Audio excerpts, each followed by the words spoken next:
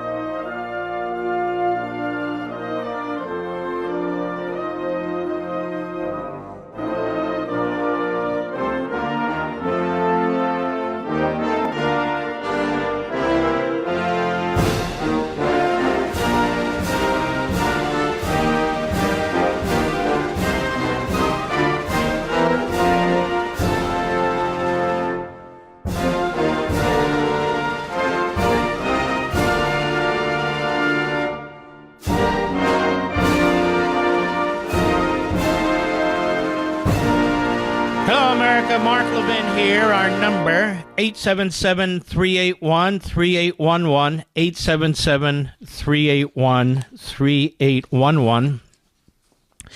Well, here we are. Elizabeth Warren meeting with Zohran Mamdani. I'm sure you folks in Massachusetts are very proud of her. Pushing the agenda. And the president is right. He's not a socialist. He's a Marxist. I don't know why people keep calling him a socialist. He's a Marxist.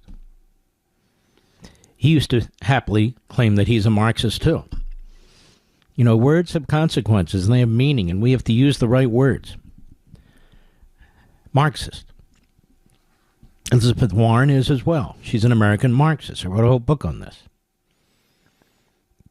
And so she's at a press conference today with Zohran Mamdani. This is how this went. Cut 4, go. I'm here because affordability is the central issue all over. So now they think they found a word, affordability. And they will hit it and hit it and hit it. And what will the Republicans do in response? What will Cuomo do?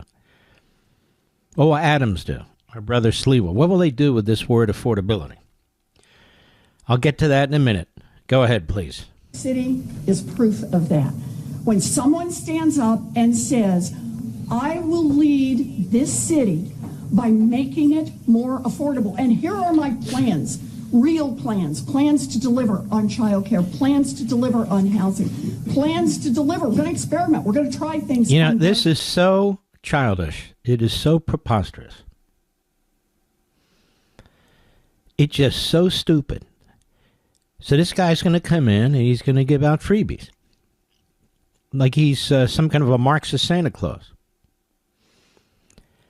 Now, does anybody think this makes any sense? Seriously? Anybody? It is utterly and completely ridiculous. But let's keep going. Go ahead. That is the Democratic message. The difference between the two parties is that one party is making it clear they're here for the billionaires, right? Donald Trump and the Republicans in Washington just passed a tax and spend. All right, that's enough. That's enough. Okay. They're here for the billionaires. I don't understand this, quite frankly, but let's really dig in so we know how to handle stuff like this. Castro talked about free food. Castro talked about free health care. Child care. where the government takes care of your children and you don't. That they should own the means of production, that they should own the housing market. There should be no such thing as private property. Somebody please tell me, and let's keep one line open, Mr. Call Screener. Somebody please tell me the great difference between Mamdani and Fidel Castro. I'm not kidding. I want to know. What's the great difference between the two in terms of their economic proposals? What is it? What is it? And we've talked about this. There could be a million billionaires and it doesn't affect you and me. You're still going to have access to the greatest selection of food and services and products on the face of the earth, more than any king or queen ever had, more than Mao ever had, or Stalin ever had, or any of those people ever had, Marx and Engels. So the question I have is, how does Mamdani differ from Castro? Let's keep that one line open, Mr. Producer, Mr. Call Screen. I'm very, very interested in knowing about this. And she goes on and she says they're going to make things more affordable. No, they're not. How are they going to make things more affordable? As I said the other day, you have to compare something to something. You don't compare something to an ideology. You don't compare something to an ideology. Something to something. So where does this work? Anywhere on the face of the planet. I mean, Marxism isn't new. It's not new. It's been around for about 170, 175 years or more. Now, New York, you had your taste of DeCamio. DeCamio was a commie, but he didn't even go this far. He didn't even go this far. Go ahead. Let's go to cut 5, Elizabeth Warren. Go ahead. This is a man who ran for mayor of New York City by saying, what will make New York City work better for working people? That's what this campaign is all about. And when Andrew Cuomo... No, it's not what this campaign is all about. You know, ladies and gentlemen, here's the thing. When they talk about city-run grocery stores, that's about you. When they talk about destroying the private home market, that's about your home, destroying you. When they talk about freebies for everybody, they're talking about illegal aliens as well. You know what's going to rush into New York City? People who want the best welfare system they can possibly get. Whether they're American citizens, legal aliens, or illegal aliens. They are going to rush into your city. They're going to rush into your streets. They're going to turn it into a full-throated third world country. That's what they're going to do. You folks who get up early in the morning and come home late at night, or if you work the night shift, you're going to carry all this. It's going to be your burden. The quality of life is going to sink like an anchor. And you're going to try and find a way to get the hell out of there, too. The police aren't going to hang around. I talked to the police. I talked to them when I was there last weekend. They want nothing to do with this. Firefighters aren't going to hang around. You're going to take the greatest police force, the greatest fire department, and destroy it. The education system in New York is a disaster, and it's going to get worse. He wants to pick one of the ex-squad members, Mr. I'll pull the alarm, as the head of education. So you don't need to be Nostradamus to predict what's going to take place here. Mamdani has never run a damn thing. Neither is Elizabeth Warren. They talk in slogans. They're going to make New York City affordable. No, they're not. They're going to make it impoverished. You're going to lose your status as a financial center. You're going to have significant vacancies in your commercial real estate market. You're going to have significant vacancies on high-end apartments. How does that affect you? That means the people who create jobs and invest are going to leave because they can, and you can't blame them. The people who can leave are going to leave. And they're going to be replaced to the extent that they're replaced. So they're going to depopulate, and what's going to repopulate is the people on the dole. The people on the dole. They're heading for New York City. And so who's going to pay for all this? And remember, Mamdani, like Elizabeth Warren, they don't believe in citizenship.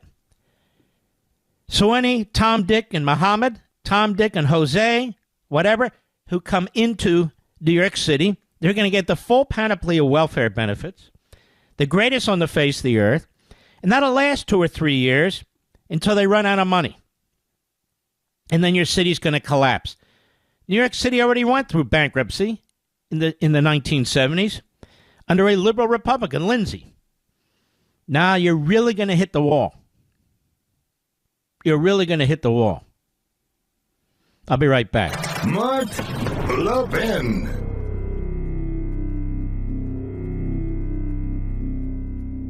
In the last few weeks, some ICE agents have been ambushed, doxxed, received death threats. All this is on top of dealing with pushback from liberals in sanctuary cities. These ICE agents deserve a lot better. Americans like you across the country support the work they're doing, but they need to hear your voice. The Heritage Foundation has created a survey to gauge America's support of ICE agents, and they need your participation. So please go to heritage.org/Levin. That's heritage.org/LEVIN to give your opinion on ICE's border enforcement and deportation efforts. ICE agents need to hear the message that Americans like you have their backs while they face daily challenges from the liberal media. Patriots like you need to stand with ICE now more than ever. 5 minutes is all it takes, folks. Please complete the survey today at heritage.org/Levin, heritage.org/LEVIN to make your voice heard. That's heritage.org/Levin, paid for by the Heritage Foundation. There is a very evil, devious effort by some of the fake MAGA, remember them, don't you? Who have a real hate on for Israel, Netanyahu, Jews. People like Steve, pardon me again, Bannon, who is a thoroughly defective human being and a certified confessed criminal. Marjorie Trader Greene, who's an absolute lunatic with an IQ of a snail. And so the lib media love them. They quote them all the time. Quote them all the time. Then we have a few stand-up comics who aren't very funny, who don't know what they don't know, and they're treated as experts because they have microphones and podcasts. And we have others. The list is long, it's growing. And now we have them announcing that, well, you know, young MAGA, people under 30, really cannot stand Israel. And even people over 30 in MAGA are starting to turn on Israel. No, they're not. Maybe in the little seminars that they have, maybe amongst themselves, that's their projection. That's what they want to happen. And so let me ask you something, America. What is with these people who side with Hamas and the terrorists? They're now turning on Christians, evangelical Christians and other Christians who take the Bible literally and seriously and talk about the land in Israel, historically and otherwise, and who it belongs to and who it originally belonged to, which, of course, it is the home first of the Jewish faith and the home of the Jewish faith and the Christian faith, and then hundreds of years later came Islam. But it's very, very interesting, isn't it? They want the youth in America, conservative Republicans, to turn on the state of Israel. Now, they platform these people, too. So rather than make the case for the Judeo-Christian belief system, we're going to have a debate over it. A debate over it.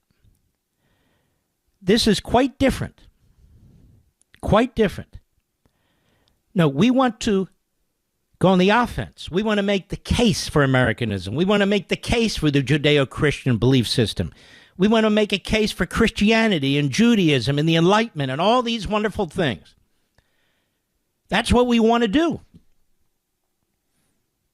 not hold some phony debate or discussion, or not surround ourselves with a few thousand people and then say to ourselves, this represents everybody. It clearly does not. We also believe in the vibrancy of the United States of America. It should be the strongest country on the face of the earth. We are a superpower. We don't surrender to Islamists, to communists, to fascists. We've seen that before. We don't believe in that sort of thing. But there are efforts to push back, not just in the Jewish community, but in the Christian community. In the Christian community, too. Pushing back, Kufi, my friend Perkins, my friend Brody. Christians are rising up. Christian organizations are rising up. They do not want to be spoken for by these anti-Semites and American haters. Conservative Jewish groups, at a very minimum, are rising up, and they are speaking out. In other words, red-blooded Americans are pushing back. We love our country. We love the values our country was based on. These people don't speak for us, but the media love them. They can't get enough of them. And have you noticed now that they stabbed the president in the back? Have you noticed that? And it's constant now. Mike Johnson is the Speaker of the House. He's the Speaker of the House not by accident. He was elected the Speaker of the House by the overwhelming majority of the Republicans in the House, except for a few here and there. And he is in Israel with several other Republicans. He went to the Western Wall in Israel yesterday. He went to Judea and Samaria, the original homeland and the birth of Judaism, to state his support for Israel. You know, ladies and gentlemen, I hear this Israel firster stuff. Mr. Producer, do you have a Bible? Now, for Christians, there's an Old Testament and New Testament. You're a Christian. You have a Bible with the Old Testament and New Testament in it? Of course. The Old Testament, according to the Christian faith, was basically sort of Jewish-centric, and then there's the New Testament, which is Jesus and post-Jesus, correct? Well, and I would ask, when you read the Bible, when you talk about the Old Testament or the Torah, are you Israel first? No, you're a person of faith, which includes the Holy Land, which is the state of Israel. But you're an American citizen. You're a red-blooded American. When you go to church on Sundays or other days and you pray, does that mean you're Israel first because you use the Bible? It means you're an American, a red-blooded American who embraces the Judeo-Christian belief system. That's what you believe. So these people who speak do not understand faith, they don't understand Christianity, and they claim to represent you and me.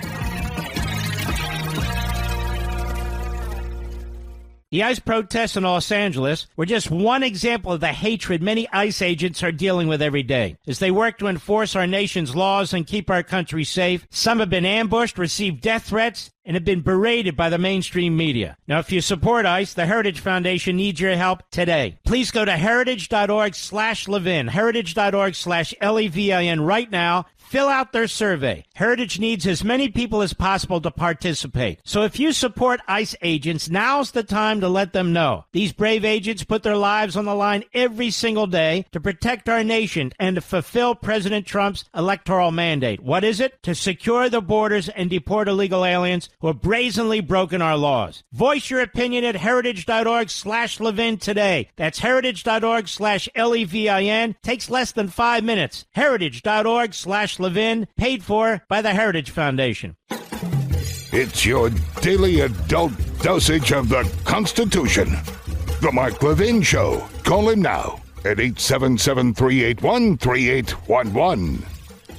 Don't forget, folks, join me at my book signing this Saturday, 10 a.m., Barnes & Noble, brand new store, the Spectrum at Reston Town Center, Reston, Virginia. I hope you'll join us. It's posted on all the social sites. We're going to have a great, great time. This Saturday, it's almost here, 10 a.m., Barnes & Noble, Spectrum at Reston Town Center, Reston, Virginia. At the beginning of the program, I asked that we keep a line open, that we get some calls here about how do Mamdani, and Castro differ on economic issues. And we have a taker, Carrie, Bloomington, Illinois, the great WRPW. Carrie, go right ahead, please. Thank you, sir. I would just like to first say that I'm going to have a quote from Wayne's World back in the 80s. I'm not worthy. I'm putting my hands down to you. That's a good quote. And I just want to let you know that you're very good at what you do. All right, so give us an answer. Okay, the answer is, if this guy wants to do everything he says, as long as he lives it, like everyone else, what he's going to do to, more power to him. And really? That is a simple fact. You are aware that last week he was at a wedding in Uganda, right? His wedding? And they spent a fortune, and it was, hold on now, it was behind a wall. He had personal private security guards. You are aware that he is a trust fund baby?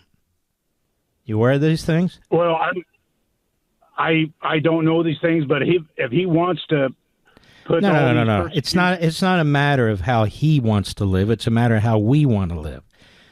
And so it's actually a similarity with Castro. Castro's father was a landowner, and Castro pretended to be for little d democracy. And he was backed by the Democrat Party in the United States. He was backed by the New York Times, so there is similarity there. There's a lot of similarity. And then, of course, when Castro took over, he revealed himself as a Soviet communist. He actually took the land from his own family. And, of course, he set up a hellish police state. Now, without the latter part, going back to New York, Mamdani's father is a Marxist. Mamdani actually has a worse pedigree than Castro did. And his father is pro-Hamas and has said some really horrible, vile things there. He's on the faculty of Columbia University. But Mamdani is a trust fund baby. He grew up not having to work. He's even said that. He has certainly not lived the kind of life that he wants other people to live. And his policies will destroy New York's middle class. They can talk about affordability all they want. They're Marxists. Marxists aren't about affordability. They're about power. It's the whole point of the book on power. They're about control. They're about empowering themselves. So I don't really care how he lives. I guarantee you he won't live anywhere but Gracie Mansion. That's where they all live. But thank you for your call, folks. Somebody's going to have to do better than that. I said that, and I'll stick by it. Mamdani's economic policies are very, very similar to the Castro's, to Fidel Castro's. And I want some Marxist, leftist, Mamdani supporter to call me and tell me why I'm wrong. Tell me why I'm wrong.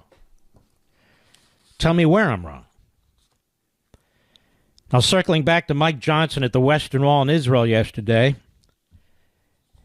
and I'm here countering with truth the buffoons, the fools, who have their own little backgrounds in their basements with their own little microphones, who are so self-important, going on about how MAGA has turned on Israel, when basically it's this fake MAGA cabal who turns on Trump, who stabs him in the back. In many ways, they're like Marxist Islamists, aren't they, when you think about it? They really are.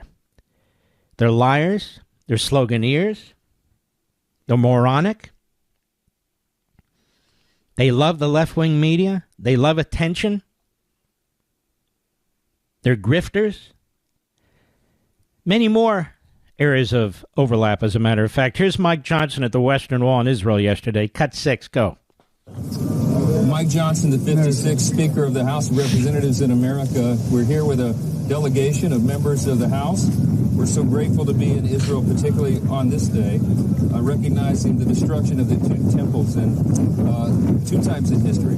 But it is such a moving time for us to be here at the Wailing Wall. We've offered our prayers. We've put our notes into the wall as is traditional.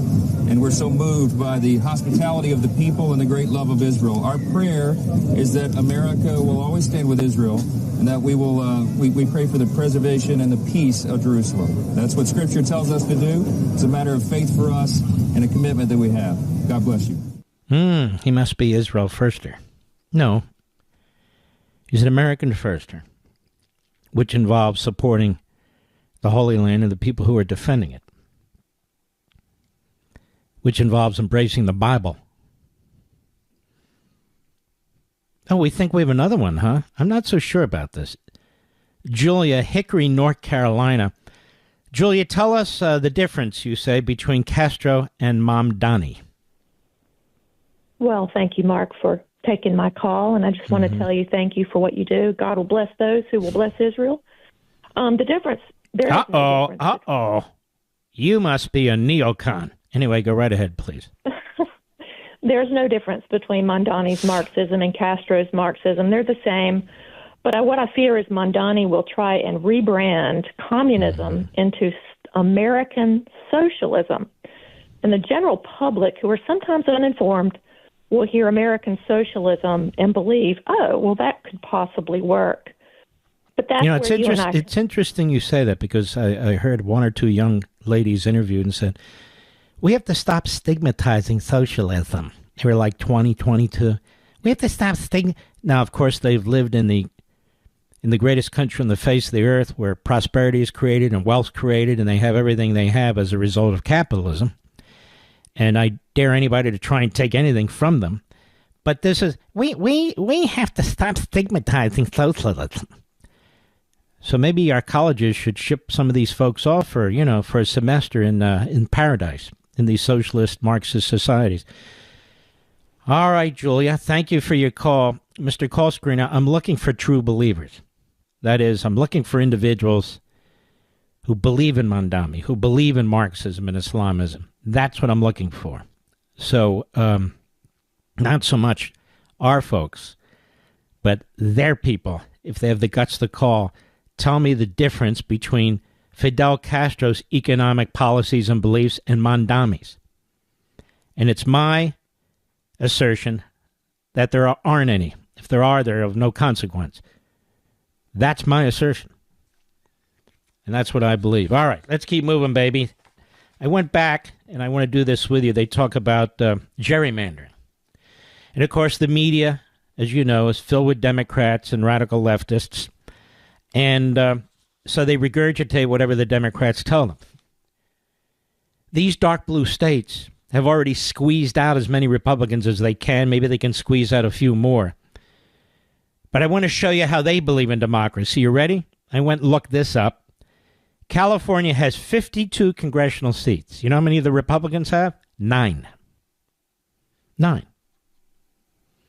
Now, I understand it's a significant majority non-Republican state, but between the Republicans and the Independents together outnumber the Democrats.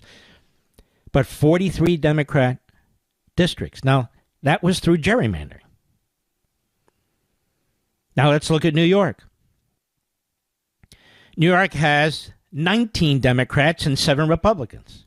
And Hochul, I feel like there's something in your throat when you mention her name. She figures we can take out 2 or 3 more Republicans.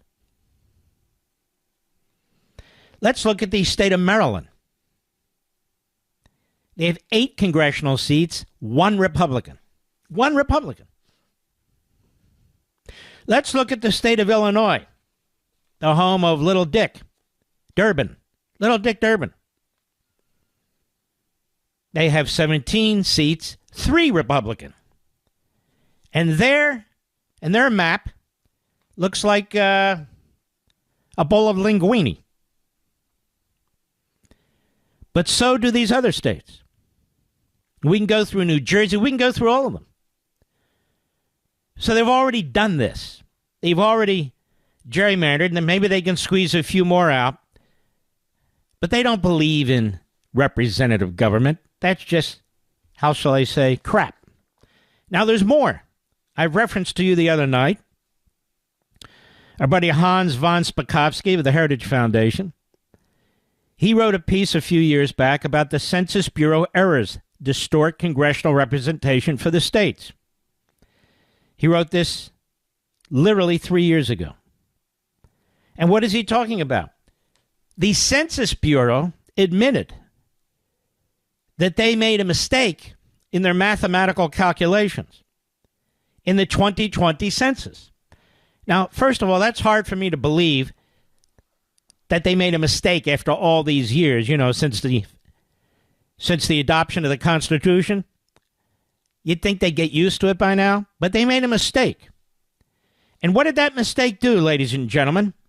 As a result of their errors, their mathematical errors, ready? Florida did not receive 2 additional congressional seats, which it should have. 2. Texas should have received an additional seat, which it didn't. Minnesota and Rhode Island each retained a congressional seat, both of which should have lost a seat. And Colorado was given a seat that it had no right to have. Colorado's Democrat, Rhode Island's Democrat, Minnesota Democrat, and the other 2, of course, are Republican.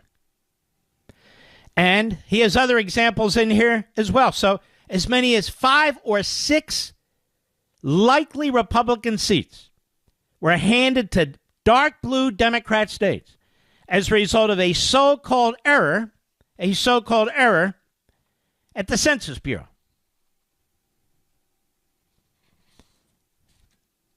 The Democrats are jumping up and down because this is what they always do.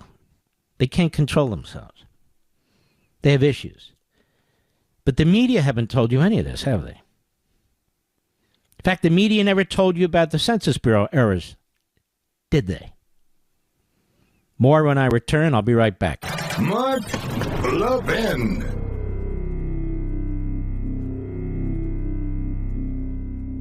In the last few weeks, some ICE agents have been ambushed, doxxed, received death threats. All this is on top of dealing with pushback from liberals in sanctuary cities. These ICE agents deserve a lot better. Americans like you across the country support the work they're doing, but they need to hear your voice. The Heritage Foundation has created a survey to gauge America's support of ICE agents, and they need your participation. So please go to heritage.org/Levin. That's heritage.org/LEVIN to give your opinion on ICE's border enforcement and deportation efforts. ICE agents need to hear the message that Americans like you have their backs while they face daily challenges from the liberal media. Patriots like you need to stand with ICE now more than ever. 5 minutes is all it takes, folks. Please complete the survey today at heritage.org/Levin, heritage.org/LEVIN to make your voice heard. That's heritage.org/Levin, paid for by the Heritage Foundation.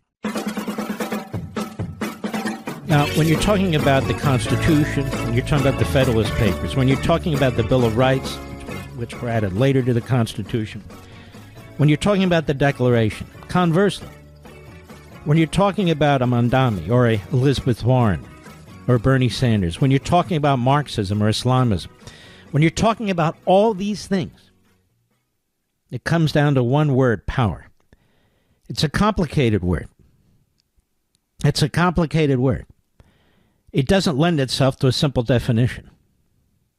But I want to tell you something, ladies and gentlemen. I have done probably, during the course of this week and last week, maybe 50 radio interviews.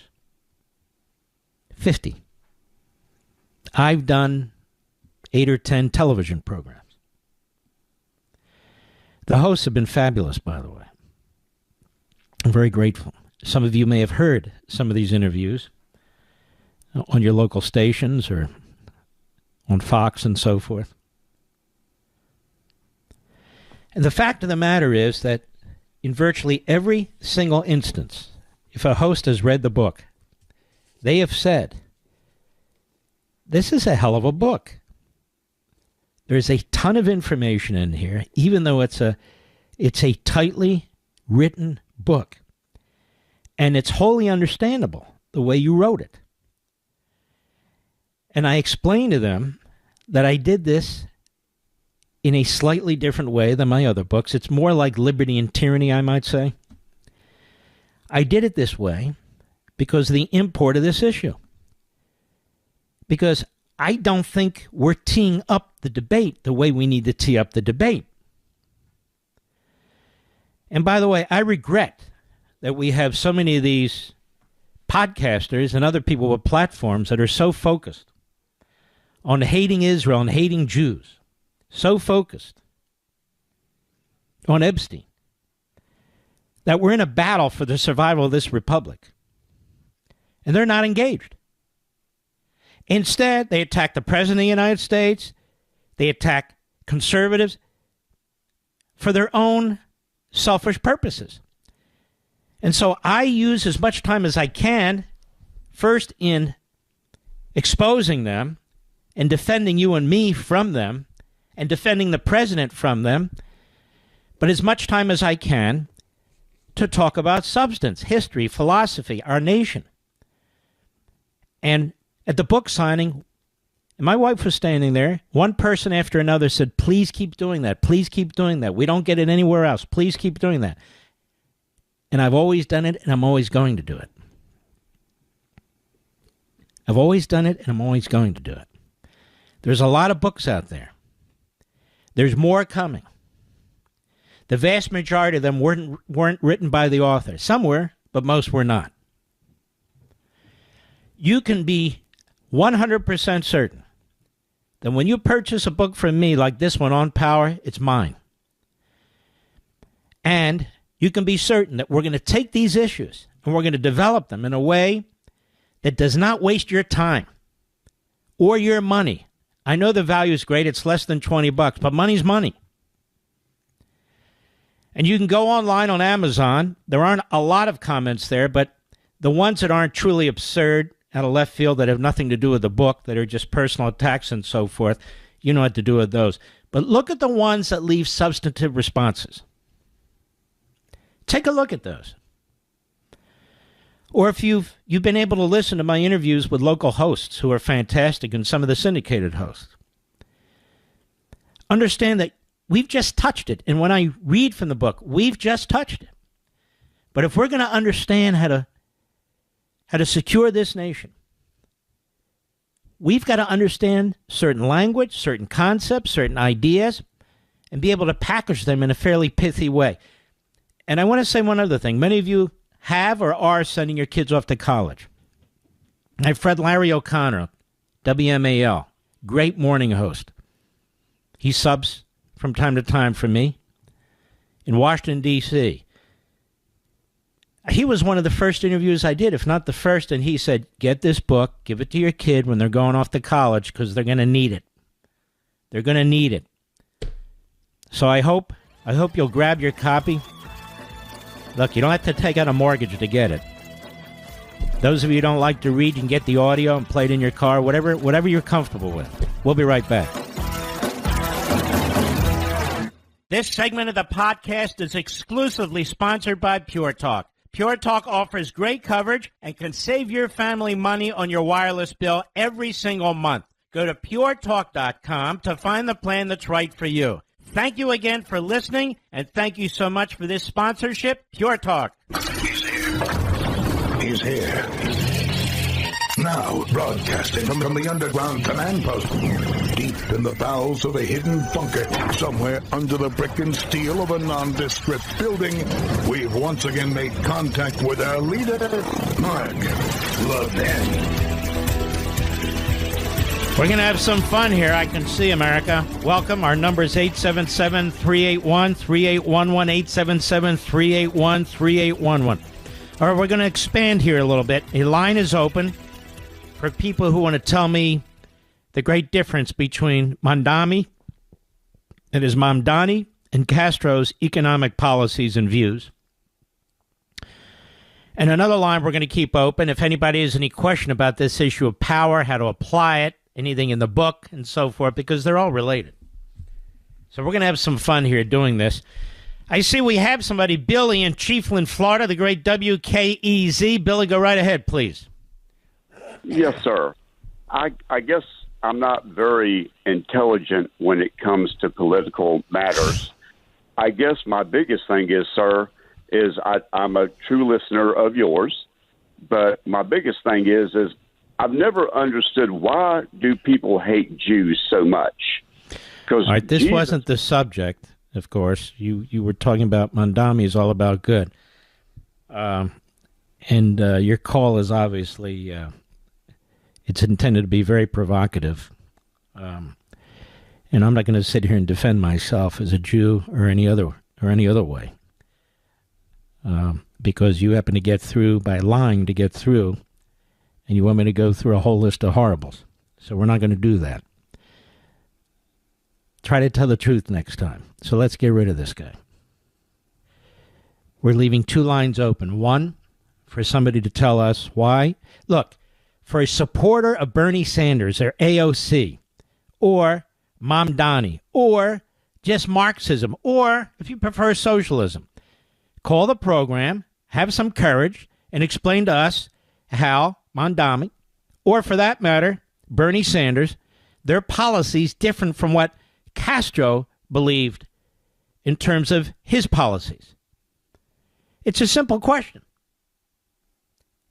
And yet, ladies and gentlemen, we're having difficulty finding people. So I posted it on social media. Now, you'll get a lot of nasty stuff there because it is the sewer. It is the sewer. But you see how difficult it is for them? I'm not going to give the answer. I'm waiting. And then we have another line open for anybody who actually wants to discuss the issue of power, on power, positive power, negative power. What do we mean by all this stuff? Or you've maybe read something in the book that you have a question about and so forth and so on, as well as other callers. We're leaving just two lines open, one for each of those. But, of course, there's a lot of issues on the table this evening, and we will take them. Why would you ask me, the Jew, why people hate Jews, Mr. Producer? Why don't you call Bannon and ask him, or Tarleson and ask him? And what's that? What's the girl's name? I can't remember her name. I never can remember. Candace Owens. Why don't you call her? Why don't you call this comedian David Smith? Why don't you call those people? They're desperate for listeners, and call them and ask them. And many others for that matter. Marjorie Trader Green. They don't seem to be fans of the faith, of that faith, my faith. So just ask them. Now, they'll talk 15 different ways to get around it, but they are what they are. Look, this is their legacy. This is who they are forevermore. This is how their children and grandchildren will remember them. That's it. It's chiseled. It's chiseled in the history books to the extent they're in history books. To the extent they're in history books at all. Jasmine Crocket, hopefully one of those 5 seats that they're trying to flip in Texas is hers. She is a nasty, nasty human being.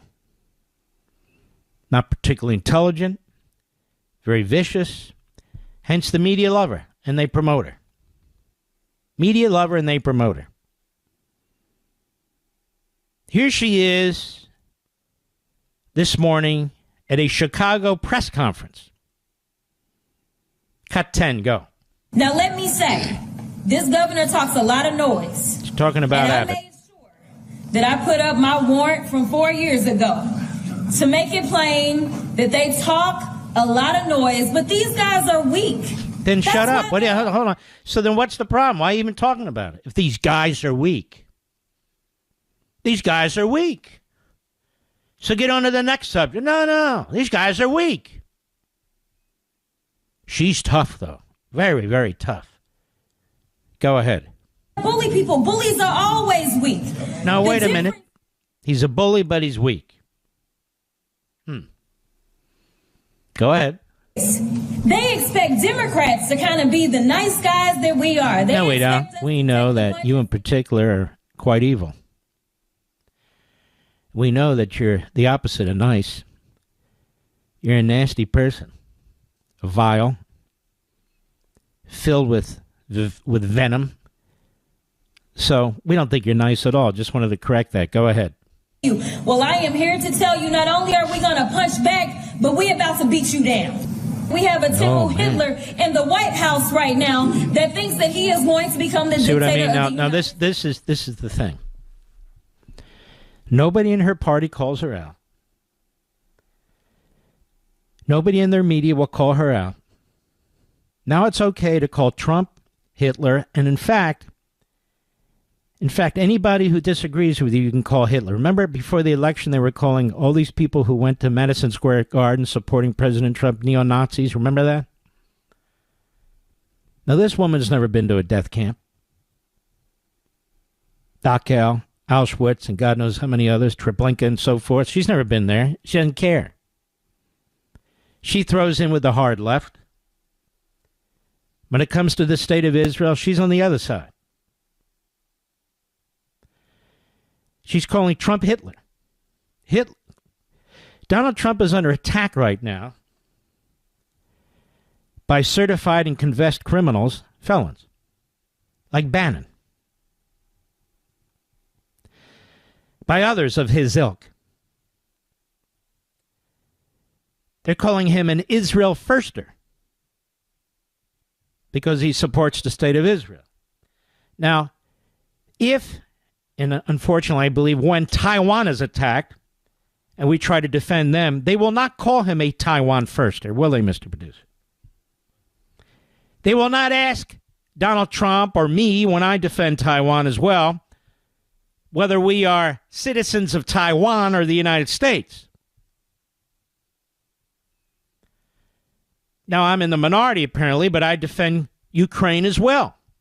I've never been asked if I'm a citizen of Ukraine or if I'm a Ukrainian firster.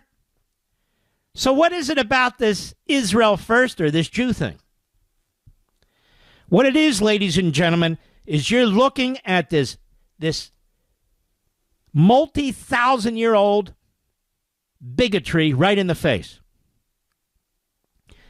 That's why righteous Gentiles are pushing back, who care about our country, who care about our belief system. So many Christians are pushing back, and Christian leaders and organizations are pushing back. That's why Donald Trump wants nothing to do with this poison. And he's led a movement to fight it in our colleges, in our streets.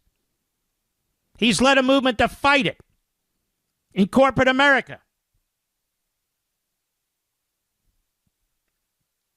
That's right. This is a simple one, really. Conversely, this is why Tlaib and AOC and Omar and Sanders and this clown, Crocket, they're on the side with the people who support Hamas. Do you support Hamas? Do you support the Islamist view that the West should be conquered? That Jews should be destroyed, that Christians should be destroyed? Hell, that other Muslims should be destroyed that don't go along with the project? You support that? Of course you don't. And yet we have people who give aid and comfort to this. And then they claim to be MAGA. They're going to leave MAGA. Go! Who the hell wants you? Who the hell needs you? Jasmine Crocket. Nobody even ever heard of this woman 2 years ago, 3 years ago. But the media create this. The media promote this. So she calls Trump Hitler.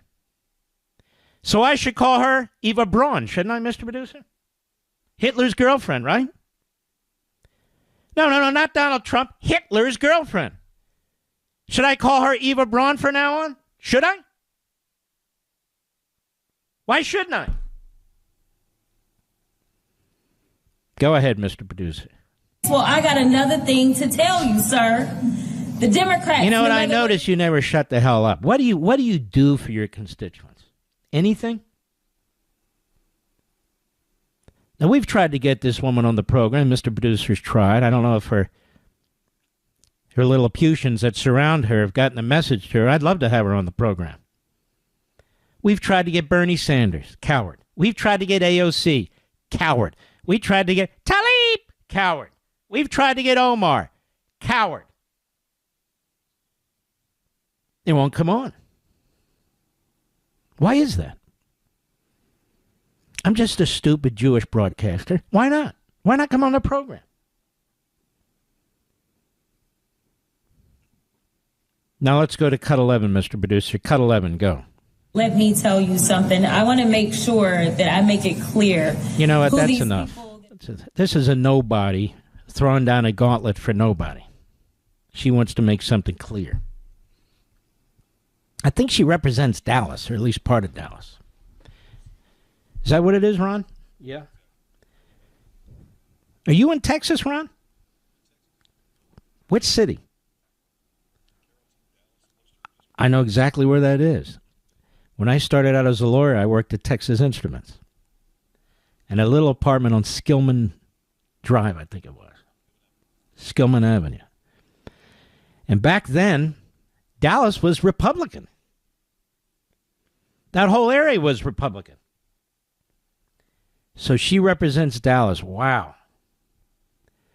What a complete drop-off that is.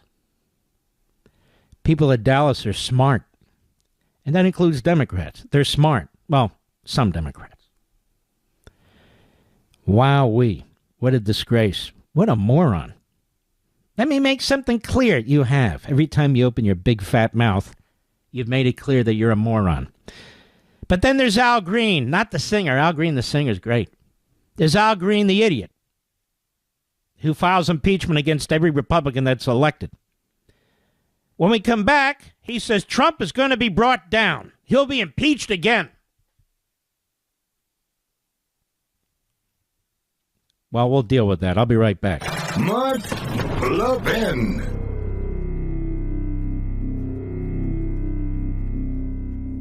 How many times have you told someone, if it ain't broke, don't fix it? Now, that's great advice for most things, but not so much for a cell phone. See, over time, the battery life fades, the processor can't keep up, and it's fallen in the toilet perhaps one too many times. Fortunately, thanks to Pure Talk, your cell phone is something you can replace without feeling guilty. When you switch to Pure Talk this month, they're going to give you a Samsung Galaxy A36 for free with a $35 qualifying plan. Wow, just $35 a month for talk, text, and data, and a free Samsung phone, the scratch-resistant Gorilla Glass, and a battery that lasts all day. All on America's most dependable 5G network. Look, supporting companies like Pure Talk is a really good thing. You win by cutting your cell phone bill in half. They win by hiring more Americans and helping more veterans. Make the switch in as little as 10 minutes. Go to puretalk.com/Levin. That's puretalk.com/Levin to get your free phone today. Again, that's puretalk.com/Levin. Switch to my wireless company, America's wireless company, Pure Talk. Well, isn't this fascinating, America? Mr. and Mrs. America, at the beginning of this program, almost an hour and a half ago, I put a challenge out there for the Marxists. Maybe they call themselves Democratic Socialists and call themselves, kumquats. I don't really care. But that said, I said, please come on the program and tell me the difference between Fidel Castro's economic policies and views and Zohran Mamdani. So far, we haven't received one of the true believers. Some of our folks tried to show some kind of differences, but they gave up. So we want a true believer, a fanatic. Somebody who supports this guy, is very excited about it. New York, you're still with us. Hello. Somebody call us and tell us. Tell us the difference between Fidel Castro's ideology and Mamdani's ideology. And here's the problem. A lot of the young people don't even know who the hell Fidel Castro is or what he stood for. That's okay. So we're going to leave one line open. We're going to keep it open, and then we're going to leave another line open for anybody who wants to discuss power, on power, whether you've read the book or not. If something intrigues you or has sort of triggered your interest. I remember the first time a guy called me around. In fact, it was from Dallas. It's got to be like 8 years ago. And Rich will remember this. And he announced that he was a gay gentleman. And I said something, I don't get into all that stuff. I just don't. But he called the program and he said that I triggered him. I had no idea what the hell he was talking about. I said, what do you mean I triggered you? You upset me. I said, well, get the hell off my phone and turn the program off if you're upset. What do you want from me? I'm not here to assuage your psychological issues or your anger with me. Because, Ron is filling in for Rich right now. Ron, I'm often compared to Mahatma Gandhi. Did you know this? It's very true. I'm a humanitarian. That's what I am. Always have been. Here's Al Green. Now, this guy would be a good late-night comedian. Now, he wouldn't mean it. Don't get me wrong. But he's funny because he's stupid. But he's stupid funny. Not the same with Crocket. She's not funny and stupid. Green is funny and stupid. Of course, they're not the only ones, but here we go. Cut 12, go. As you know, the president and I don't exchange Christmas cards. Let me tell you something, Al. I doubt the president even knows who the hell you are. No offense. No offense. Go ahead. The president is a very vindictive person. Says the man who files impeachment complaints left and right. Okay, go. Don't bring me any bad news person. Just fired someone because he got bad news. No, he fired somebody because when you're off the month before by almost 900,000 when it comes to employment and unemployment, and you're a Biden appointee. This is hilarious. So a Biden appointee is not to be removed. But Trump appointees are not to even occur. So they're blocking Trump appointees, which is a great obstruction of the electorate, of the victory that Donald Trump had, our voting. And yet Trump fires one of these people, and for good reason. And that's all you hear about. That's all you hear about. You're not allowed to fire them, folks. No. Go ahead. We friends have to understand what we're dealing with. And if we understand what we're dealing with, we can stop what we're dealing with. We're dealing with an egomaniacal person. Okay, not to offend. If you're going to use the word, it's egomaniacal, not egomaniacal. Just saying. And I'm just saying, Al, you're an idiot. We'll be right back. Or not. Sorry. I've always announced that I am a quasi-professional, and I think that just proved it. We'll be right back. How many times have you told someone, if it ain't broke, don't fix it? Now, that's great advice for most things, but not so much for a cell phone. See, over time, the battery life fades, the processor can't keep up, and it's fallen in the toilet perhaps one too many times. Fortunately, thanks to Pure Talk, your cell phone is something you can replace without feeling guilty. When you switch to Pure Talk this month, they're going to give you a Samsung Galaxy A36 for free with a $35 qualifying plan. Wow, just $35 a month for talk, text, and data, and a free Samsung phone, the scratch-resistant Gorilla Glass, and a battery that lasts all day. All on America's most dependable 5G network. Look, supporting companies like Pure Talk is a really good thing. You win by cutting your cell phone bill in half. They win by hiring more Americans and helping more veterans. Make the switch in as little as 10 minutes. Go to puretalk.com/Levin. That's puretalk.com/Levin to get your free phone today. Again, that's puretalk.com/Levin. Switch to my wireless company, America's wireless company, Pure Talk. This is the show the New York Times is afraid of. Mark Levin. Call him now at 877-381-3811. We shall see what the New York Slimes does tomorrow. They hate my guts, so I need to be far ahead of number 2 in order to get number 1. We'll see if we accomplished it this time. I want to read you some of the reviews so you don't have to just take my word for it. You might actually like some of these reviews. Let's start with Jim F. An interesting, thoughtful study of the nature of power, particularly political power, and let's see, and how it is leveraged in ways both good and bad.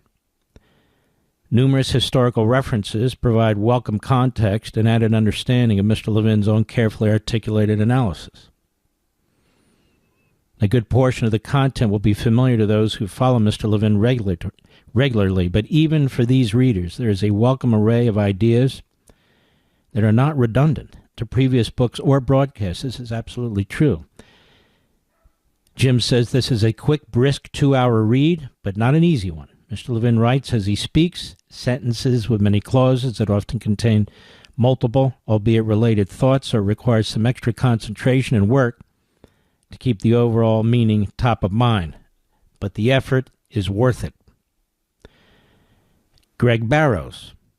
This is all on Amazon. You can check me out. Mr. Levin delivers another thought-provoking book. It demonstrates the use of power, negative and positive, that's easily digestible with many source documentation. It's historical, all the while very modern and approachable to today's situations. Another home run. Here is Eric Schobel. Once again, Mark takes on a topic that can be tough for those that don't follow history of politics closely and makes it easy to understand. This book lays out perfectly how for the past century the Democrats have used negative power to try and turn this great country into a Marxist state.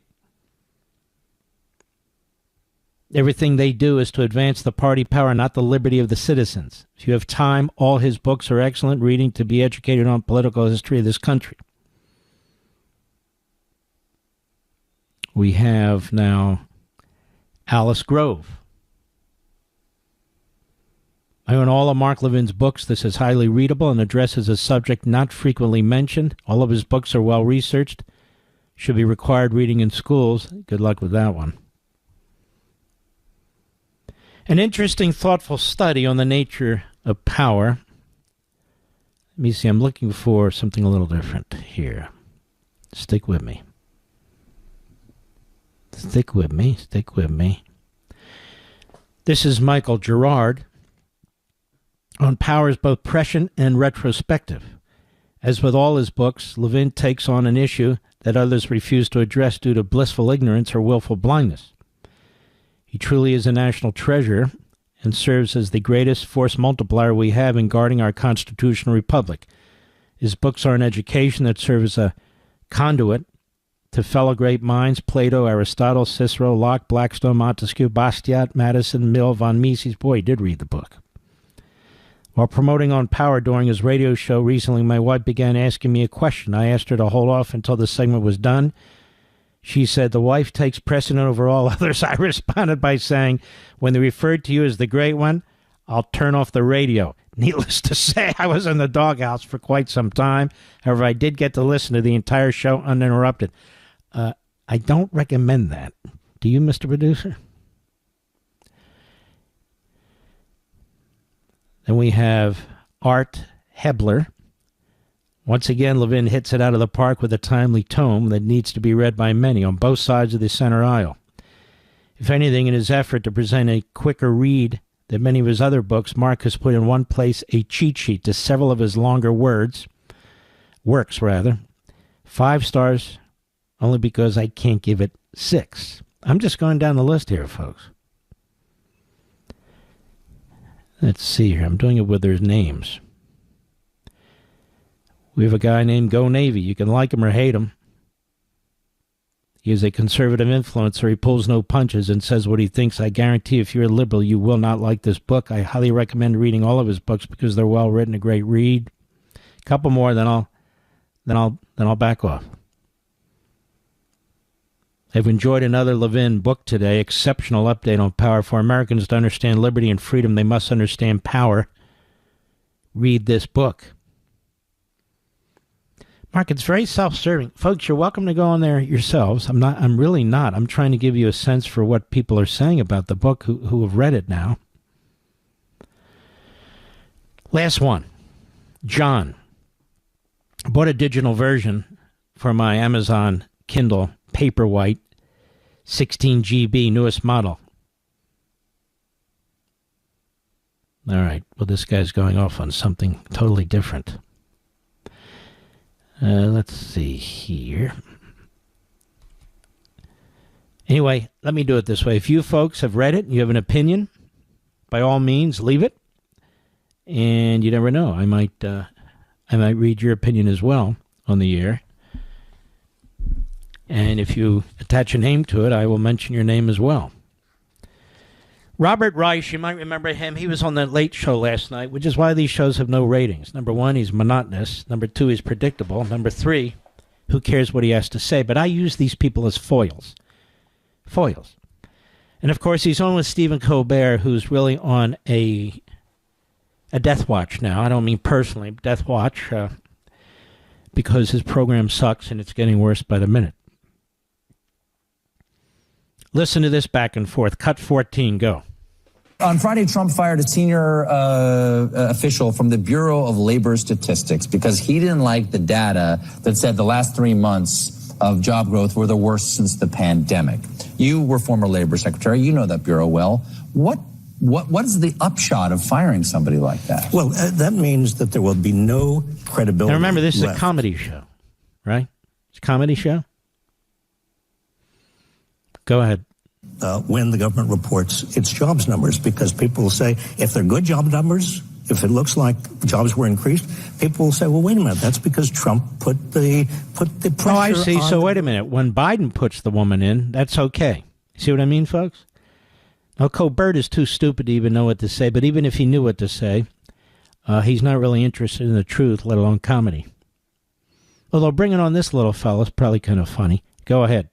Put his own person in there just to cook the books. So I think the credibility of, it's not just the Bureau of Labor Statistics anymore, Stephen. It's the entire, all of the data coming out of the government. It's the whole country. Don't you understand?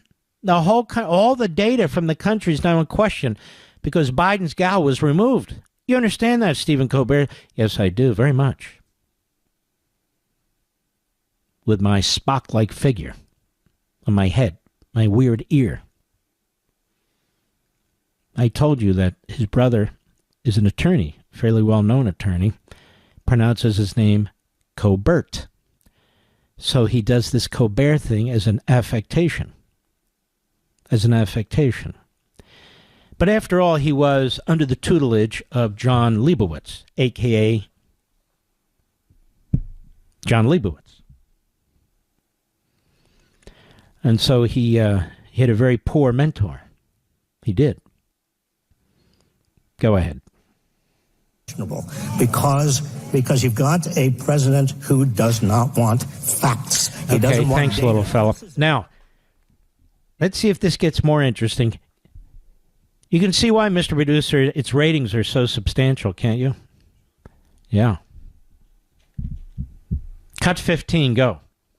I really believe that just like the turn of the last century, we had the first Gilded Age.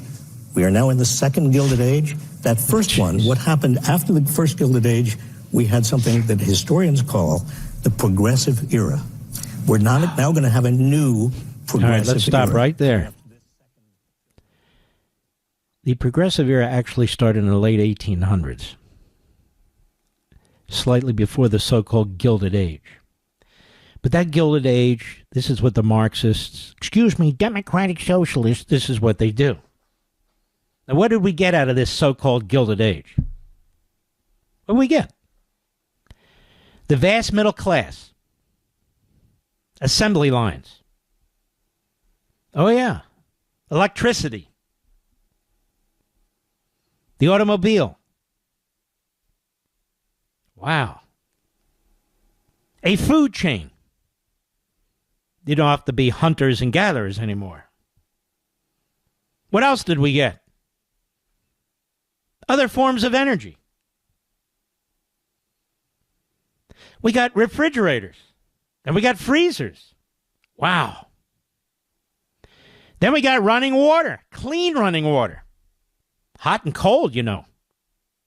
Oh, yeah, the Gilded Age. All this Marxist claptrap. The great capitalists, you know, the robber barons. The robber barons. What else did we get? The production of steel.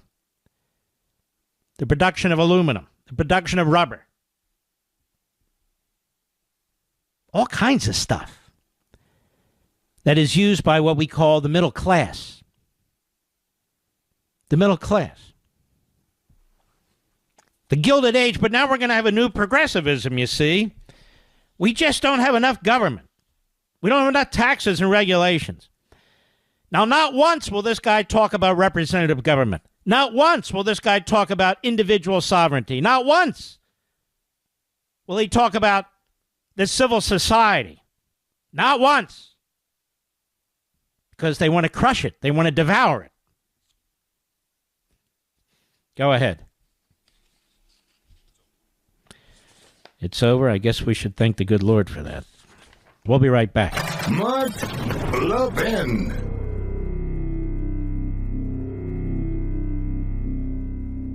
How many times have you told someone, if it ain't broke, don't fix it? Now, that's great advice for most things, but not so much for a cell phone. See, over time, the battery life fades, the processor can't keep up, and it's fallen in the toilet perhaps one too many times. Fortunately, thanks to Pure Talk, your cell phone is something you can replace without feeling guilty. When you switch to Pure Talk this month, they're going to give you a Samsung Galaxy A36 for free with a $35 qualifying plan. Wow, just $35 a month for talk, text, and data, and a free Samsung phone, the scratch-resistant Gorilla Glass, and a battery that lasts all day. All on America's most dependable 5G network. Look, supporting companies like Pure Talk is a really good thing. You win by cutting your cell phone bill in half. They win by hiring more Americans and helping more veterans. Make the switch in as little as 10 minutes. Go to puretalk.com/Levin. That's puretalk.com/Levin to get your free phone today. Again, that's puretalk.com/Levin. Switch to my wireless company, America's wireless company, Pure Talk. I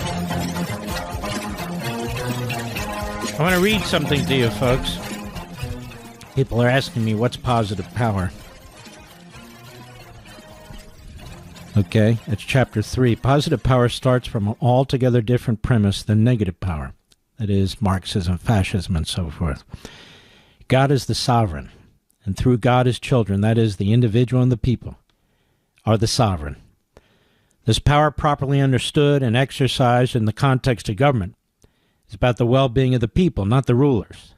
The people are the sovereign, not the governing authority, and importantly, the belief in God-given eternal truths, natural law, and unalienable rights is the basis of a moral and virtuous society that transcends any ruling class.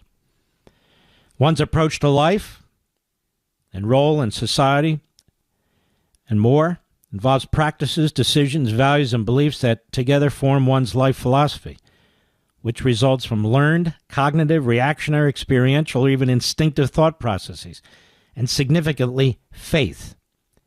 Faith is a vital, if not the imperative influence in the life of the individual, a nation, and even in countries that are said to be secular that formally or institutionally disclaim and seek to invalidate faith, including by indoctrination and force.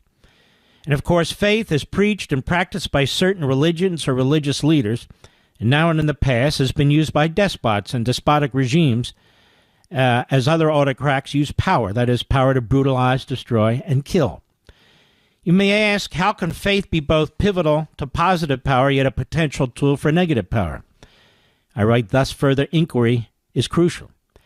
Let us begin with the American Declaration of Independence. It appeals to the laws of nature and of nature's God. It states we hold these truths to be self-evident, that all men are created equal, that they are endowed by their Creator with certain unalienable rights, that among these are life, liberty, and the pursuit of happiness.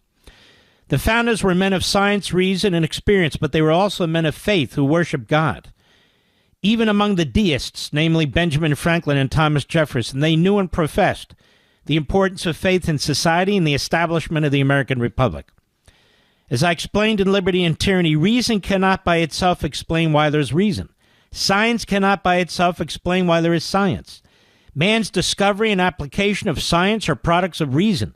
Reason and science can explain the existence of matter, but they cannot explain why there is matter. They can explain the existence of the universe, but they can't explain why there's a universe. They can explain the existence of nature and the laws of physics, but they can't explain why there is nature and the laws of physics. They can explain the existence of life, but they cannot explain why there is life. They can explain the existence of consciousness, but they cannot explain why there is consciousness. The founders did not believe they owed their origin to men and through men, but to a transcendent providence, that is, to a higher source than man, God. Faith was fundamental to America's founding. Indeed, Christianity was and is our nation's dominant religion. Moreover, without Judaism, there'd be no Christianity. Together, Judeo-Christian values and beliefs redounded throughout our society from the earliest days of the colonists and still do today. This is what the Jew haters don't get, and this is why they're so despicable, among other reasons. One layperson put it this way: Judaism and Christianity have significantly influenced Western civilization. Their teachings have shaped ethical frameworks, legal systems, and cultural norms. The values derived from both faiths are evident in literature, art, and philosophy throughout history. Concepts like human rights, social justice, and the dignity of life are rooted in their teachings. Both religions advocate for compassion and moral integrity, impacting social values. Their contributions extend beyond religious spheres, informing the development of Western thought and culture. And as America became a nation of the United States, it was never intended to be, nor would it ever become, a fundamentalist religious state or theocracy, as one sees throughout the Muslim world and elsewhere. And it goes on. It's very, very important, this chapter, chapter 3. It talks about who we are as a people, as individuals, and a country. And again, if you don't believe in faith, or you're not a Christian or a Jew, that's okay. You can believe whatever you want. But this is how the nation was formed, with that plus the fusion of the Enlightenment. Be right back.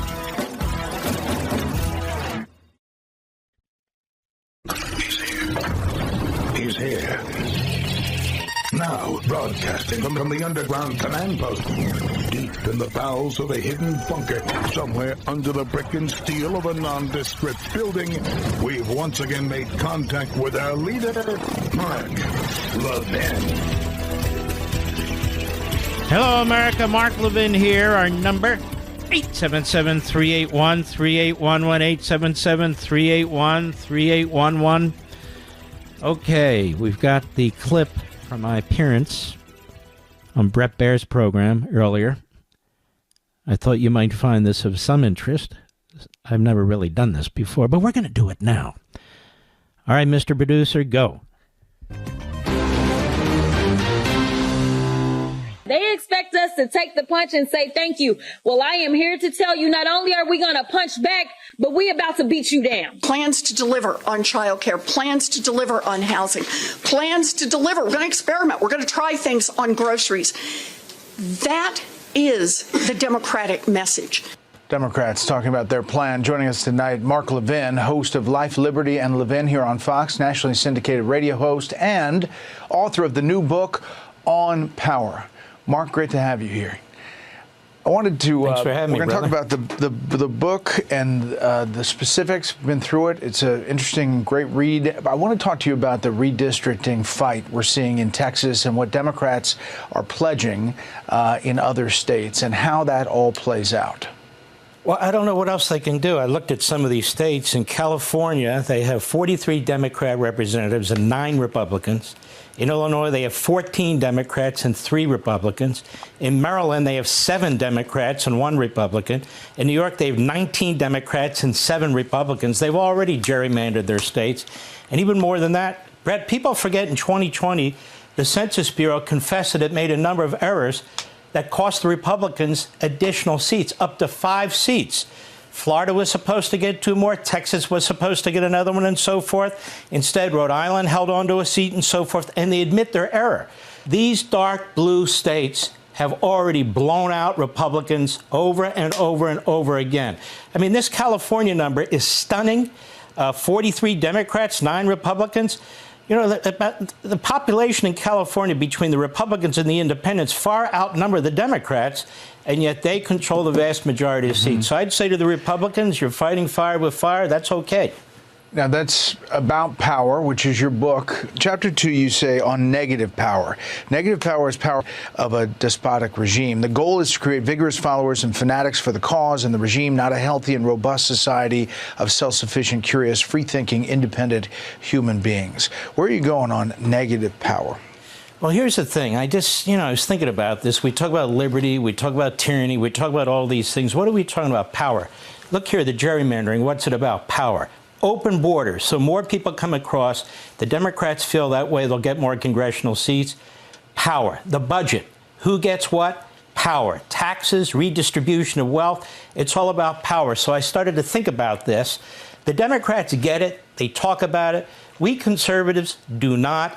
So we talk about lofty things, but we don't talk about, getting dirt under our fingernails. So I looked at this issue of power. And I broke it down in many ways. There's positive power, power that's good, the Constitution, where power checks power.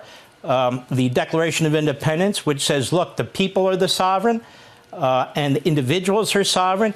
And then the Democrats and the Marxists and the radical Islamists, what do they say? They don't care about the people. They care about centralization of power, empowering the party, empowering the faith. And there are huge problems. This is the battle that we face. In the news that you cover, the things we discuss on this network, the things that are going on outside of the media are battles over power. So I break it down and I explain it. And it is an interesting read. There is a battle of power inside the Republican Party, too, and especially when it comes to foreign policy. And I just want to, this battle with some Republicans, Marjorie Taylor Greene, Monday, saying, I think he's got people tugging at him, pulling at him. I think he's got neocons like Lindsey Graham and Mark Levin, you name it, the whole crowd, pulling him to support these foreign wars. Is there a real break here in the Republican Party, or is this issue specifically something that some parts of the party just want to speak out on? I happen to think there's some lunatics, and she's one of them. I don't believe in isolationism. I don't believe America should surrender.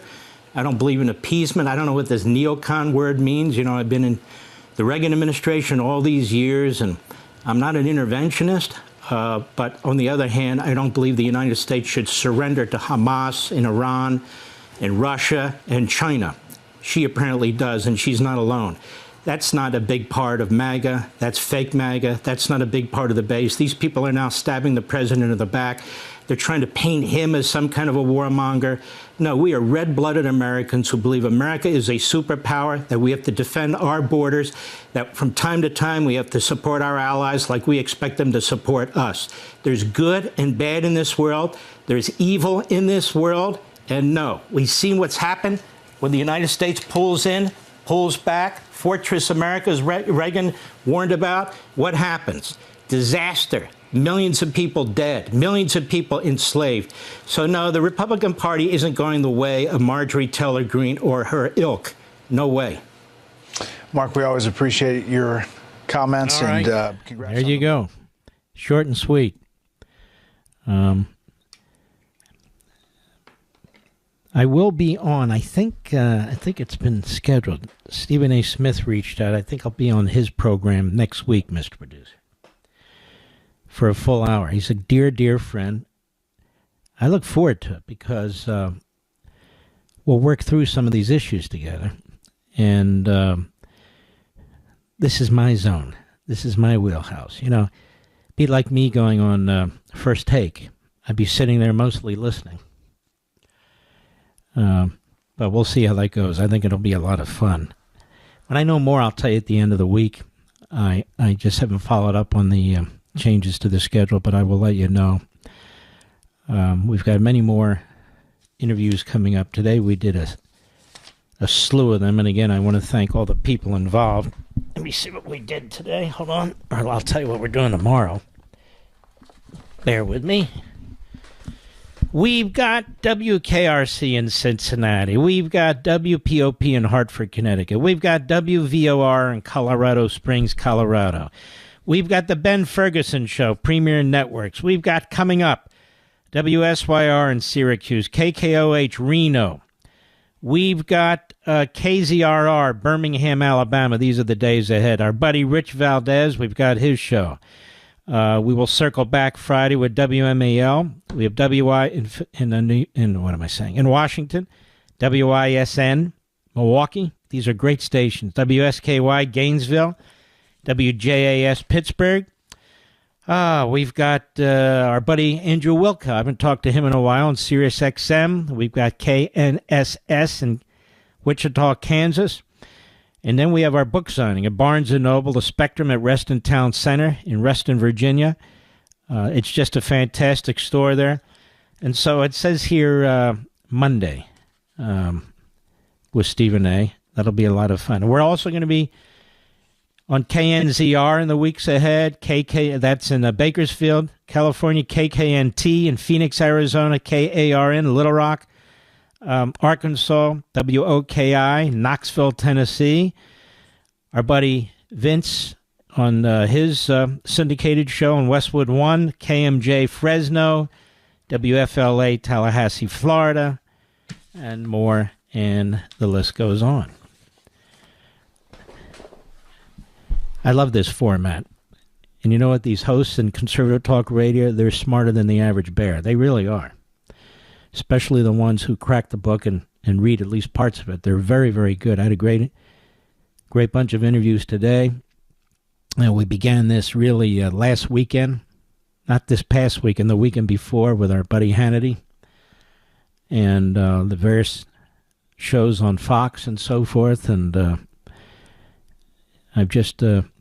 I'm very grateful to all you folks, very blessed by all you folks, but this book is for you. I wrote it. It's not for me. This book is for you.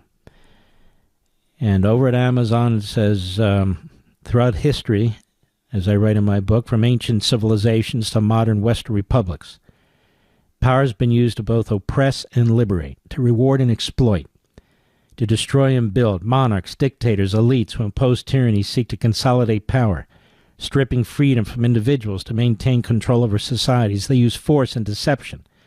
You hear all this now, all this deception and manipulation, to ensure their rules remain unchallenged, claiming to act in the name of the common good while stripping individuals of their freedoms. In contrast, those who seek to use power for good, such as America's constitutional framers, understand that strong societies are born not from force but consent.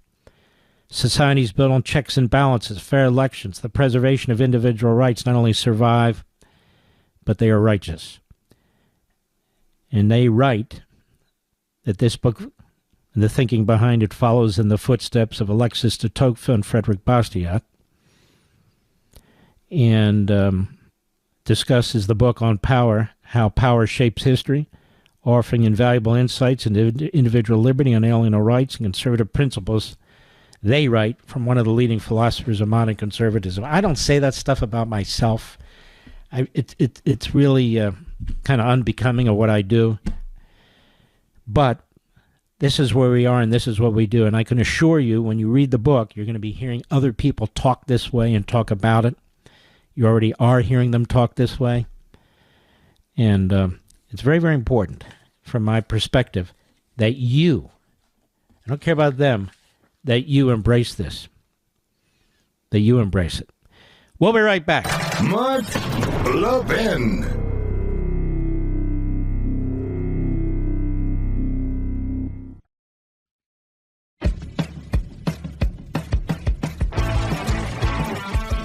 All righty. I think we have one, Eddie. Clinton, South Carolina, XM satellite. The difference between Castro and Mamdani when it comes to economic policy. Go right ahead, my friend.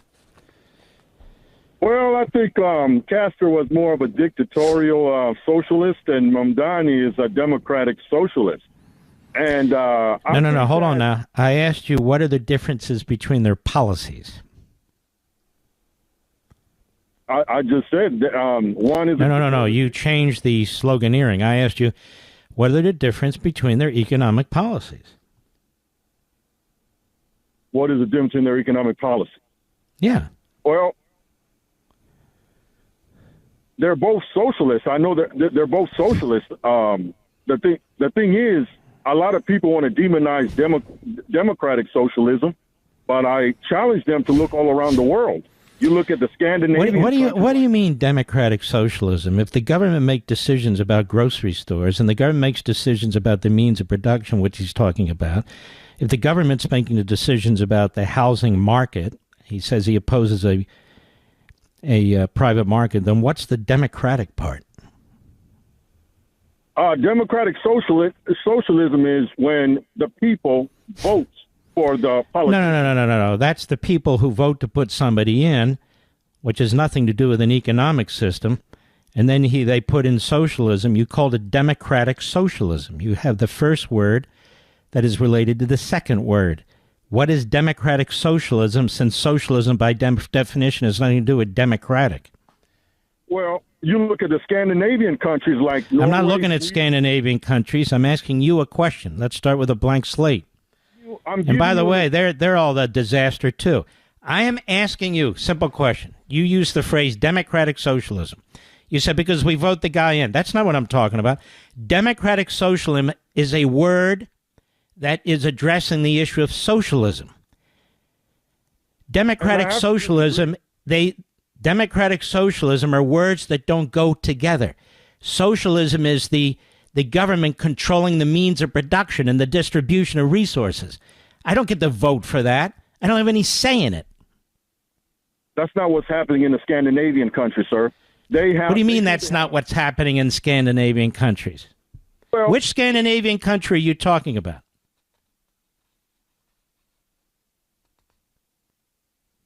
No, he hung up because this is the line you always get.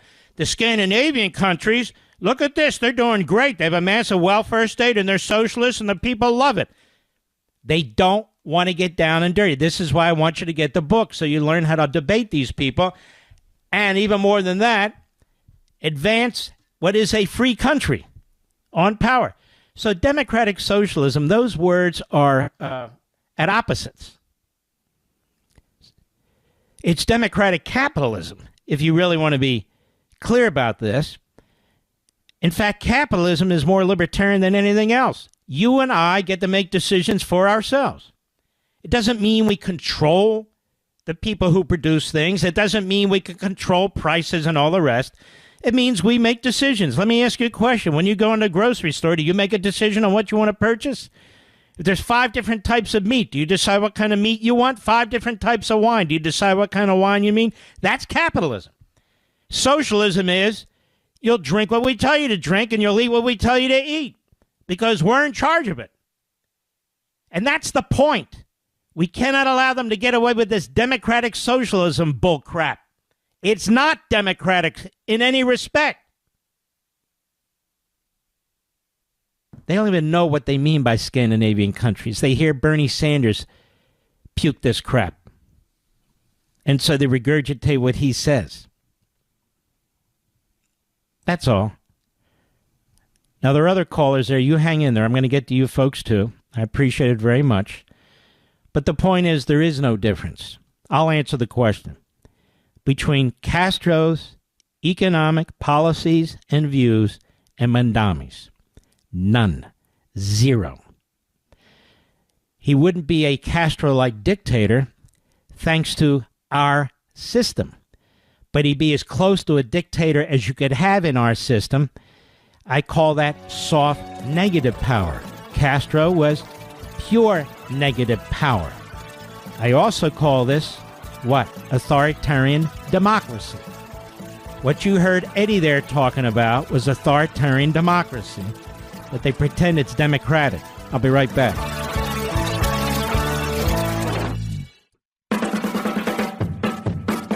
Mark Levin, the thunder on the right.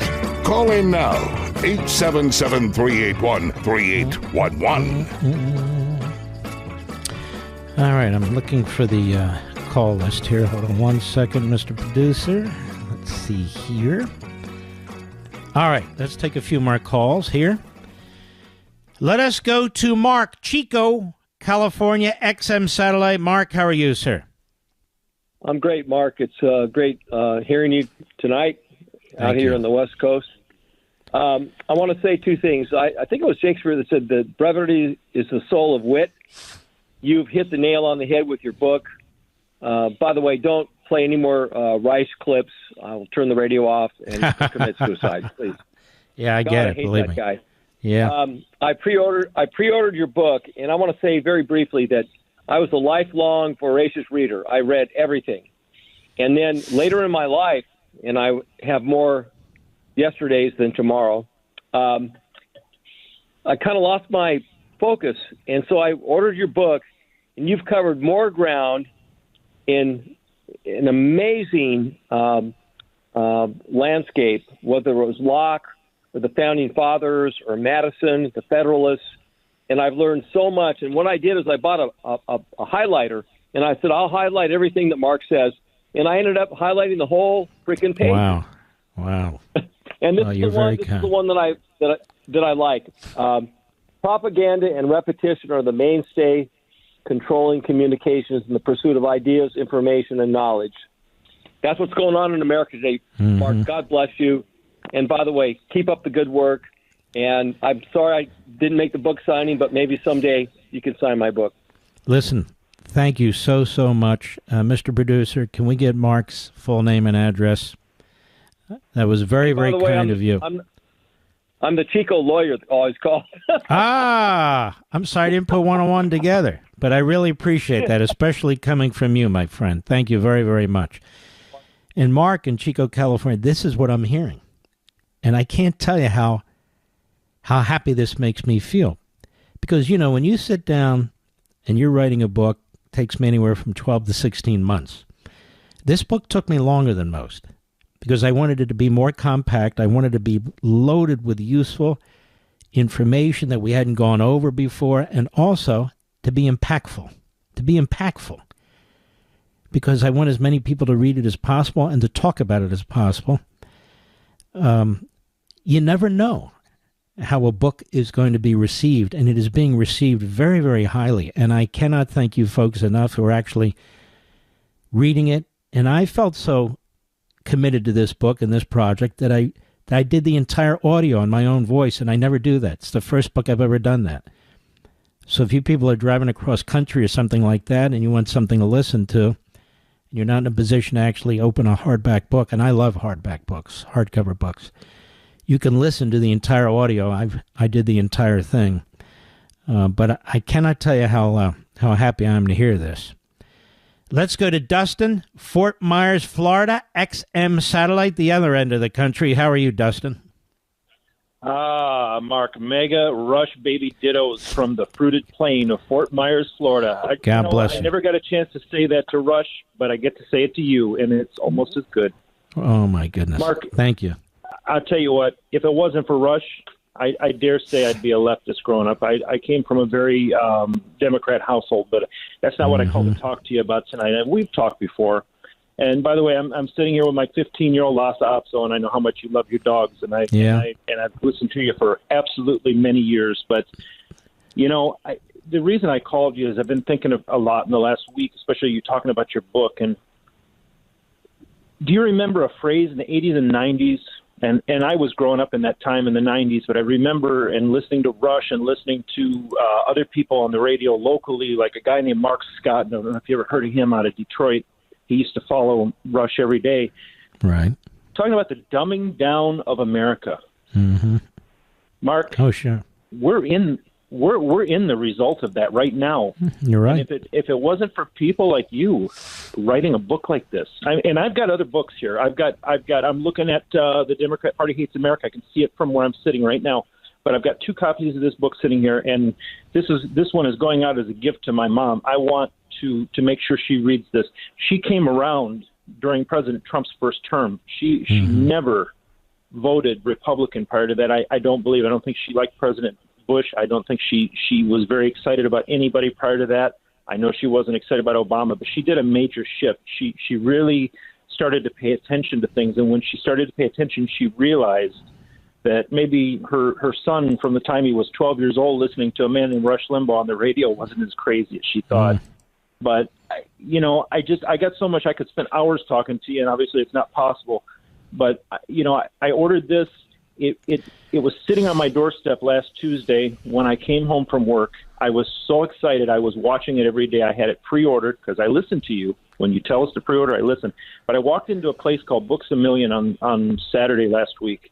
And I just wanted to see, because I walked in that store. It's here in the mall in Fort Myers and Edison Mall, and I wanted to see if they had your book. And I walked in there twice, and I didn't see it. I didn't see it in the front, and I'm hoping that'll change because I'm pretty sure it's going to go on the bestsellers list. But I asked the manager, I said, "Do you have Mark Levin's book?" And he said, "Oh yeah," and he took me immediately. He knew right away what I was talking about. And they had it back on a shelf. So what I'm saying is to say to people, if you're looking for it locally, and you've said this, ask about it, ask for it. They do have it. Books A Million has it. I'm sure other places. I mean, you've mentioned all these great bookstores. I only wish you were doing a signing near me. I'm sorry, I just can't get away. I'm so busy right now. But all my spare time is spent reading this, especially Chapter 4 on language. I mean, I could go on and on and on, but how they dumb the people growing up in this country down to where they make it so that you only think what they're telling you is the truth. We gotta be courageous, and we gotta be strong. And Rush said, America needs more rugged individuals, and I remember that saying, and it's true. It's true, Mark. And I want to thank you. I just want you to know, Rush would be repulsed by these people who pretend to be MAGA, by these people who put America last, pretend they're putting it first. Rush loved Benjamin Netanyahu in the state of Israel. He obviously loved Donald Trump too. And he is greatly, greatly missed. But we do the best we can. And he also loved my books, I have to say. He was the biggest supporter and proponent of my books and my writing and so forth and so on. And we spent a lot of late nights, first when he could hear, and then later we would text, going over God knows how many things and talking about personalities and all the rest of it.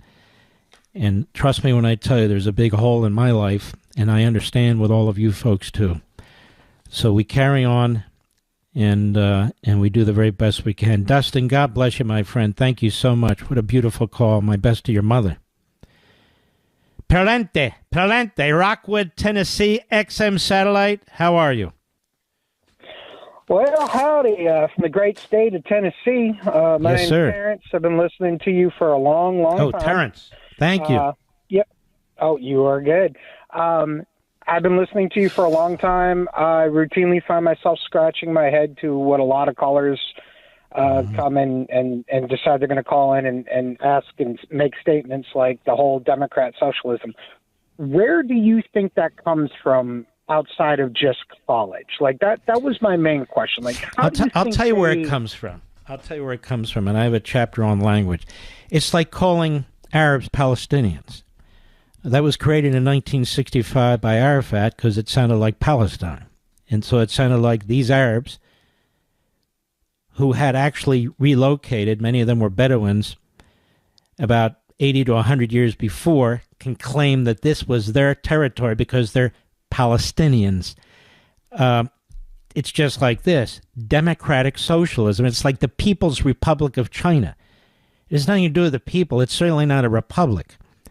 And so there's a chapter in a book on language, on how they use words like democracy, they use words like liberty, they use words like equality to camouflage what they're really about.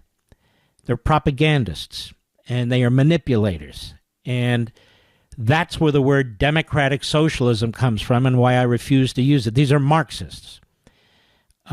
Democratic and socialism are not words that work together. Socialism is the power of the state, the central government, to make decisions about the economy, about production, about distribution, and so forth and so on. Now, in the most aggressive forms, the government controls the means of production and so forth. In a lesser aggressive form, what I call soft negative power, it does it through regulation and taxation, but still has these police powers. But this Mamdani went right to controlling the means of production. This guy's a serious Marxist. But there's no such thing as democratic socialism. It's oxymoronic. And that's why it's important. When people read the book, read the chapter on language. It's about thought control. It's about manipulation. It's about creating uniformity of thought, changing words, changing the meanings of words, creating fanatical followers, people who will follow and who will believe this. Like the gentleman who called, and who was talking about, well, you're elected, so therefore it's democratic social. That's not what that means. And again, I call these people authoritarian Democrats, authoritarian small d Democrats. That's what Sanders is. That's what AOC is. That's what Mamdani is. All right, my brother, I appreciate your call. What great calls. Fantastic calls. I'll be right back. Mark Levin.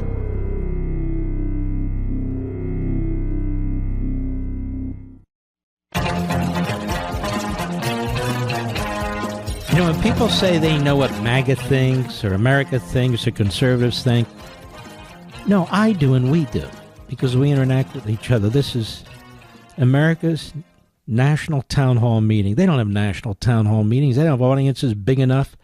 They don't allow their audience to even engage. We do this all the time. I know your pulse and you know mine. Let's go to John in Chanute, Kansas. John, how are you? I'm fine. I'm truly honored. This is the second time I get to talk to the great one. Thank you. I have one of your earlier signed books. I'm listening to you on 810 kilocycles per second, KCMO in Kansas City. We love it. Sometimes KNSS. We're kind of out here in the hitherlands where the stars come out to play, and you're Beautiful. a star. And with you and us Americans, we're going to save this country. God bless you. Well, you're a sweetheart. Thank you. And I can just, in my mind's eye, see out there looking at the stars. Beautiful, beautiful. I'll tell you what. Thank you, John. I've already told my wife, and she agrees 100%. When we retire, we're going to get a small RV, and we're going to drive from one end of the country to the other, spend an entire summer, 2.5, 3 months. And I want to visit the little towns, and I want to visit the little diners. And I've been wanting to do this really since I was young, since I was a kid. And I'm going to do it before I leave this earth. There's so much of America that I haven't seen, and I want to meet people and see people. Let's go to Philip in Temple, Texas, the great WBAP country. Ron, that's your country right there. How are you, Philip? I'm great, thank you. They stole my thunder, but I've got to say it anyway. The great one. I'm so glad to talk to you. Thank you. I want to thank you for sharing, real quick, everything about your family, making it so personal, talking about your parents and your wife, and you're surrounded by great people. So I am. I guess like birds of a feather. Yeah. Thank you very much. I lived in Sweden for almost 20 years, and it's hard to summarize it shortly, but they have a saying in Sweden. It's called the bara betala sig glad ut, which means just to pay and look happy. That should summarize a lot about the Swedish mentality. I think that they've been under their type of government for so long that they've lost the fight and the fire that they've had in them once before. Mm-hmm. And I find it interesting, that here people always talk about Denmark, Sweden, Norway, and sometimes throw Finland in there, and they talk about Scandinavia, and they have it so wrong. And like you mentioned earlier, it's like social democrats doesn't even go together. Democrat and Socialist, the two words don't go together. They have 8 different parties in the Swedish government, and at most it's center right, and then it just goes left from there.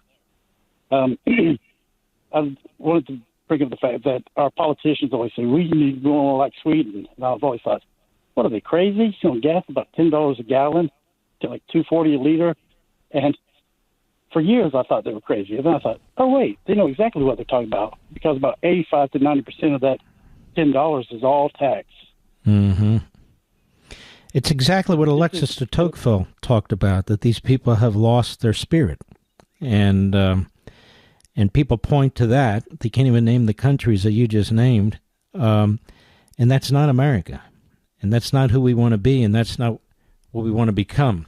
And people are not happy there. In fact, there's a level of depression in every country, but over there, that's especially high.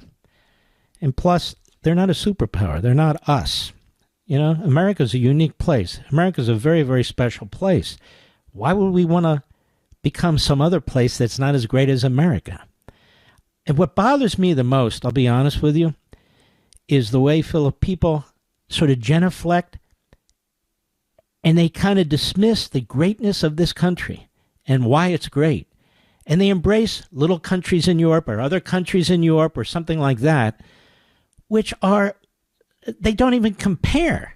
They don't even compare. I want to thank you for your call. Great call. In fact, I want to thank you all for your calls. Great calls. Ladies and gentlemen, we salute our armed forces, police officers, firefighters, emergency personnel, our truckers, the men and women in Ukraine, the men and women in Israel, and you, the American people. Not the people of Sweden. You. Grab your book on Amazon. See you tomorrow.